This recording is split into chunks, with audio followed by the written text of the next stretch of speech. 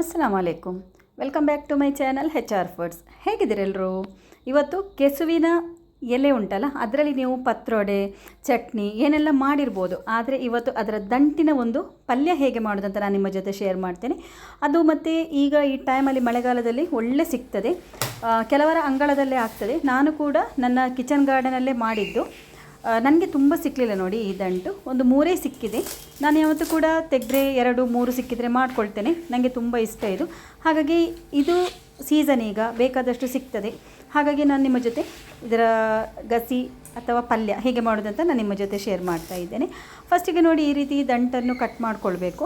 Cut ಮಾಡಿ ಅದರ ಮೇಲಿದ್ದು ಸ್ಕಿನ್ ಎಲ್ಲ ತೆಗಿಬೇಕು. ಸ್ಕಿನ್ ತೆಗಿಲಿಲ್ಲ ಅಂದರೆ ಸ್ವಲ್ಪ ಬಾಯೆಲ್ಲ ತುರಿಸಿದಾಗೆ ಆಗ್ತದೆ.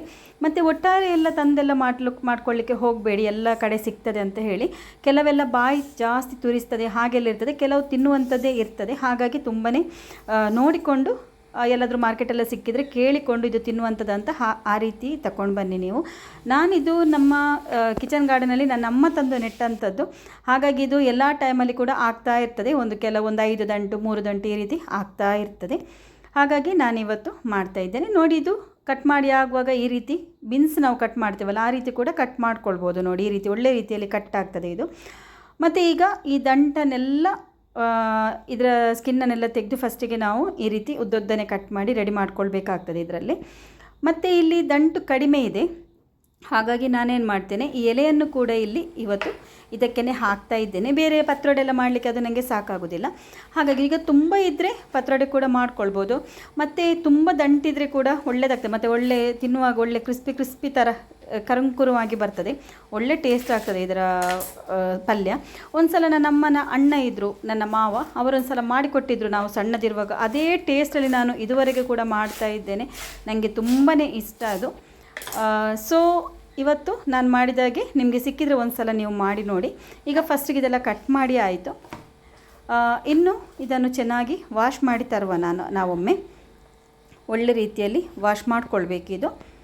ವಾಶ್ ಮಾಡಿದರೆ ನೀರನ್ನೆಲ್ಲ ಸ್ವಲ್ಪ ಕ್ಲೀನ್ ಮಾಡಿ ತೆಗೆದ್ರೆ ಆಯಿತು.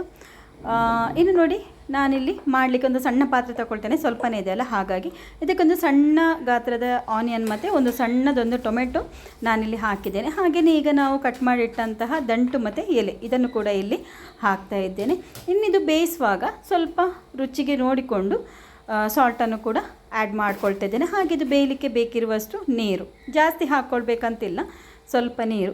ಇದನ್ನೊಂದು ಸಲ ಮಿಕ್ಸ್ ಮಾಡಿಕೊಂಡು ಇದು ಒಳ್ಳೆ ರೀತಿಯಲ್ಲಿ ಬೇಯಲಿಕ್ಕೆ ಬಿಡುವ. ಇದು ಬೇಯುವಷ್ಟು ಹೊತ್ತಿಗೆ ನಾವು ಇದಕ್ಕೆ ಮಸಾಲೆಗೆ ರೆಡಿ ಮಾಡಿಕೊಳ್ಳುವ. ನಾನಿಲ್ಲಿ ಒಂದು ಪ್ಯಾನ್ ಇಟ್ಟಿದ್ದೇನೆ. ಅದಕ್ಕೆ ಒಂದು 7-8 ಬ್ಯಾಡಗಿ ಮೆಣಸು, ಒಂದು 5-6 ಎಸಳು ಬೆಳ್ಳುಳ್ಳಿ, ಗಾರ್ಲಿಕ್, ಒಂದು 1/4 ಟೀ ಸ್ಪೂನ್ ಜೀರಿಗೆ, ಒಂದು 1/4 ಟೀ ಸ್ಪೂನ್ ಮೆಂತೆ, 1 ಟೀ ಸ್ಪೂನ್ ಕೊತ್ತಂಬರಿ ಬೀಜ, ಕೋರಿಯಾಂಡರ್, ಇದನ್ನೆಲ್ಲ ಹಾಕಿ ಒಳ್ಳೆ ರೀತಿಯಲ್ಲಿ ನಾವಿಲ್ಲಿ ರೋಸ್ಟ್ ಮಾಡಿಕೊಳ್ಬೇಕು. ತುಂಬ ರೋಸ್ಟ್ ಮಾಡ್ಕೊಳ್ಳೋದೆಲ್ಲ ಬೇಡ, ಒಂದು ಗಮ್ಮಂತ ಸ್ಮೆಲ್ ಬರುವವರೆಗೆ ನಾವಿದನ್ನು ರೋಸ್ಟ್ ಮಾಡಿಕೊಂಡ್ರೆ ಸಾಕಾಗ್ತದೆ. ಈಗ ಒಳ್ಳೆ ರೀತಿಯಲ್ಲಿ ರೋಸ್ಟ್ ಆಯ್ತಿದು. ಎಲ್ಲ ರೋಸ್ಟ್ ಆದ ನಂತರ ಇದಕ್ಕೆ ಒಂದು ಸಣ್ಣ ಪೀಸ್ ನಾನಿಲ್ಲಿ ಹುಳಿಯನ್ನು ಕೂಡ, ಟ್ಯಾಮ್ರಿನನ್ನು ಇಲ್ಲಿ ಆ್ಯಡ್ ಮಾಡ್ತಾ ಇದ್ದೇನೆ. ಲೆಕ್ಕಕ್ಕಿಂತ ಜಾಸ್ತಿ ಹುಳಿಯೆಲ್ಲ ಹಾಕಿದರೆ ಹುಳಿ ಜಾಸ್ತಿ ಆಗ್ತದೆ, ಟೇಸ್ಟ್ ಬರೋದಿಲ್ಲ. ನಾವು ಯಾವ ರೀತಿ ಹಾಕಬೇಕಂದ್ರೆ ಹುಳಿ, ಉಪ್ಪು, ಖಾರ ಎಲ್ಲ ಒಂದೇ ರೀತಿ ಇರಬೇಕು. ಆ ರೀತಿ ಮಾಡಿದರೆ ಮಾತ್ರ ಒಳ್ಳೆ ಟೇಸ್ಟ್ ಆಗ್ತದೆ. ಇನ್ನು ಬೇರೆಯೊಂದು ಪ್ಲೇಟಿಗೆ ಹಾಕ್ತಾ ಇದ್ದೇನೆ, ಸ್ವಲ್ಪ ಬೇಗ ತಣ್ಣಗೆ ಆಗಲಿ ಅಂತೇಳಿ. ತಣ್ಣಗೆ ಆದ ನಂತರ ಇದಕ್ಕೆ ಎಷ್ಟು ಬೇಕು ನೀರನ್ನು ನೋಡಿಕೊಂಡು ಹಾಕಿ ಒಳ್ಳೆ ಸ್ಮೂತಾಗಿ ಪೇಸ್ಟ್ ಮಾಡಿಕೊಂಡು ಬರಬೇಕು. ಈಗ ನಾನಿಲ್ಲಿ ಬೇಯಲಿಕ್ಕಿಟ್ಟಂತಹ ಕೆಸುವಿನ ದಂಟು ನೋಡುವ ಯಾವ ರೀತಿ ಬೆಂದಿದೆ ಅಂತೇಳಿ. ಇದನ್ನು ತುಂಬ ಬೇಯಿಸಿ ಇದನ್ನು ಮ್ಯಾಶ್ ಆಗುವ ತನಕೆಲ್ಲ ಬೇಯಿಸಬಾರ್ದು.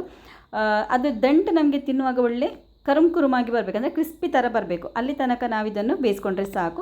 ಈಗ ಇದು ಒಳ್ಳೆ ರೀತಿಯಲ್ಲಿ ನಮಗೆ ಯಾವ ರೀತಿ ಬೇಕು ಆ ರೀತಿ ಬೆಂದಿದೆ. ಇನ್ನು ನಾನು ಕಡ್ದಿಟ್ಟಂತಹ ಮಸಾಲೆಯನ್ನು ಇಲ್ಲಿ ಆ್ಯಡ್ ಮಾಡ್ತಾ ಇದ್ದೇನೆ. ಇದನ್ನೊಂದು ಸಲ ಚೆನ್ನಾಗಿ ಮಿಕ್ಸ್ ಮಾಡಿಕೊಳ್ಳುವ. ನಿಮಗೆ ನನ್ನ ಈ ರೆಸಿಪಿ ಇಷ್ಟ ಆಯಿತಂದರೆ ಲೈಕ್ ಮಾಡಿ, ಶೇರ್ ಮಾಡಿ ಫ್ಯಾಮಿಲಿ ಫ್ರೆಂಡ್ಸ್ ಜೊತೆ ಎಲ್ಲ. ಹಾಗೆಯೇ ನನ್ನ ಚಾನಲ್ಗೆ ಹೊಸಬರಾಗಿದ್ದರೆ ಇನ್ನೂ ಕೂಡ ಸಬ್ಸ್ಕ್ರೈಬ್ ಮಾಡಿಲ್ಲ ಅಂದರೆ ಪ್ಲೀಸ್ ಸಬ್ಸ್ಕ್ರೈಬ್ ಮಾಡದೆ ಹೋಗಬೇಡಿ. ಸೈಡಲ್ಲಿ ಬೆಲ್ಲೈಕನ್ ಇದೆ, ಅದನ್ನು ಕೂಡ ಪ್ರೆಸ್ ಮಾಡಿ ನನ್ನ ರೆಸಿಪಿದು ನೋಟಿಫಿಕೇಷನ್ ನಿಮಗೆ ಬರ್ತದೆ ಫ್ರೆಂಡ್ಸ್. ಮಸಾಲೆ ಎಲ್ಲ ಹಾಕಿ ಆದ ನಂತರ ಒಂದು ಒಳ್ಳೆ ಕುದಿಯುವ ತನಕ ಬಿಡಬೇಕು. ಒಂದು ಹೈ ಫ್ಲೇಮಲ್ಲಿ ಒಳ್ಳೆ ರೀತಿಯಲ್ಲಿ ಇದು ಸುತ್ತ ಕುದಿಬೇಕು, ಅಲ್ಲಿ ತನಕ ನಾವಿದನ್ನು ಕುದಿಸ್ಕೊಳ್ಬೇಕಾಗ್ತದೆ. ಫಸ್ಟು ಈ ರೀತಿ ಸ್ವಲ್ಪ ಮಿಕ್ಸ್ ಮಾಡಿಕೊಂಡು ಕುದಿಸಿಕೊಳ್ಳಿ. ನಾವು ನೀರು ಥರ ಎಲ್ಲ ಮಾಡಲಿಲ್ಲ, ಮಸಾಲೆ ಮಾಡಿದೆವಲ್ಲ ಗಸಿ, ಹಾಗಾಗಿ ಸ್ವಲ್ಪ ಮಿಕ್ಸ್ ಮಾಡ್ತಾ ಇರಬೇಕಾಗ್ತದೆ. ಈಗ ಇದು ರೆಡಿ ಆಯಿತು. ಇನ್ನು ಇದಕ್ಕೊಂದು ಒಗ್ಗರಣೆಯನ್ನು ಕೊಡಬೇಕು. ನಾನಿಲ್ಲಿ ಫಸ್ಟಿಗೆ ಮೆಣಸನ್ನು ಇಲ್ಲಿ ರೋಸ್ಟ್ ಮಾಡಿದ್ದೇನಲ್ಲ ಅದೇ ಪ್ಯಾನನ್ನು ಇಲ್ಲಿ ಇಟ್ಟಿದ್ದೇನೆ ಒಗ್ಗರಣೆ ಕೊಡಲಿಕ್ಕೆ. ಇದಕ್ಕೆ ಒಂದೇ ಒಂದು ಸಣ್ಣ ಟೀ ಸ್ಪೂನಷ್ಟು ಆಲಿವ್ ಆಯಿಲನ್ನು ಹಾಕ್ತಾಯಿದ್ದೇನೆ. ನೀವು ಮನೇಲಿ ಯಾವುದು ಯೂಸ್ ಮಾಡ್ತೀರಿ ಅದನ್ನು ಆಯಿಲನ್ನು ಯೂಸ್ ಮಾಡ್ಬೋದು. ಇನ್ನು ಇದಕ್ಕೆ ಒಂದು 2 ಗಾರ್ಲಿಕ್ ಬೆಳ್ಳುಳ್ಳಿಯನ್ನು ಜಜ್ಜಿ ಹಾಕಿದ್ದೇನೆ. ಅದು ಸ್ವಲ್ಪ ಬಿಸಿ ಆಗುವಾಗ ನೋಡಿ ಅದಕ್ಕೆ ಸ್ವಲ್ಪ ಸಾಸಿವೆಯನ್ನು ಕೂಡ ಹಾಕಿದ್ದೇನೆ. ಇದು ಒಳ್ಳೆ ರೀತಿಯಲ್ಲಿ ಚಟಪಟ ಆಗಬೇಕು.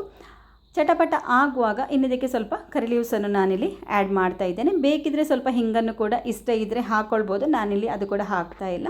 ಈಗ ಇದು ಕೂಡ ಒಂದು ಸ್ವಲ್ಪ ಆಯಿಲಲ್ಲಿ ಮಿಕ್ಸ್ ಮಾಡುವ. ನಾನಿಲ್ಲಿ ಆಯಿಲ್ ಸ್ವಲ್ಪನೇ ಹಾಕಿದ್ದೇನೆ, ಒಂದೇ 1 ಟೀ ಸ್ಪೂನಷ್ಟು ಹಾಕಿದ್ದೇನೆ, ಜಾಸ್ತಿ ಹಾಕಲಿಲ್ಲ. ಈಗ ಇದು ಒಗ್ಗರಣೆ ಆಯಿತು. ಇನ್ನು ನಾನು ಮಾಡಿಟ್ಟಂತಹ ಗಸಿ ಉಂಟಲ್ಲ ಅದಕ್ಕೆ ಈ ಒಗ್ಗರಣೆಯನ್ನು ಕೂಡ ಇಲ್ಲಿ ಹಾಕ್ತಾ ಇದ್ದೇನೆ. ತುಂಬಾ ಬೇಗ ಆಗ್ತದೆ. ಇದು ಸೀಸನಲ್ಲಿ ಸಿಗುವಂಥದ್ದು, ಎಲ್ಲ ಟೈಮಲ್ಲಿ ಸಿಗೋದಿಲ್ಲ. ಪ್ಲೀಸ್ ಒಂದು ಸಲ ಸಿಕ್ಕಿದರೆ ಟ್ರೈ ಮಾಡಿ ನೋಡಿ. ಮಾರ್ಕೆಟ್ಗಳೆಲ್ಲ ಸಿಗ್ತದೆ ಈಗ. ಒಂದು ಸಲ ಟ್ರೈ ಮಾಡಿ, ಮಾತ್ರ ಕೇಳಿ ನೋಡಿ. ಅಂದರೆ ಒಟ್ಟಾರೆ ಎಲ್ಲ ಮಾಡಲಿಕ್ಕೆ ಹೋಗ್ಬೇಡಿ, ಬಾಯೆಲ್ಲ ಸ್ವಲ್ಪ ತುರಿಸುವಂಥದ್ದೆಲ್ಲ ಆಗ್ತದೆ. ಹಾಗಾಗಿ ತಿನ್ನುವಂಥದ್ದೇ ನಮಗೆ ಈ ಕೆಸುವಿನ ದಂಟೆಲ್ಲ ಸಿಗ್ತದೆ. ಹಾಗಾಗಿ ಸಿಕ್ಕಿದರೆ ಈ ರೀತಿ ಖಂಡಿತ ಒಂದು ಸಲ ಮಾಡಿ ನೋಡಿ. ತುಂಬಾ ಡಿಫ್ರೆಂಟ್ ಆಗಿದೆ ಟೇಸ್ಟ್ ಇದರದ್ದು, ತುಂಬ ಒಳ್ಳೆಯದಾಗ್ತದೆ. ಈ ಗಂಜಿ ಎಲ್ಲ ಇದ್ದರೆ ಮಳೆಗಾಲಕ್ಕೆ ಗಂಜಿ ಮತ್ತು ಈ ಗಸಿ ಎಲ್ಲ ವಾವ್ ಸೂಪರ್ ಆಗಿರ್ತದೆ. ನೀವೊಂದು ಸಲ ಟ್ರೈ ಮಾಡಿ ನೋಡಿ. ನಾನು ಇನ್ನೊಂದು ಹೊಸ ರೆಸಿಪಿಯೊಂದಿಗೆ ನಿಮ್ಮ ಜೊತೆ ಬರ್ತೇನೆ. ಅಲ್ಲಿ ತನಕ ಬಾಯ್. ಅಸ್ಸಲಾಮು ಅಲೈಕುಮ್.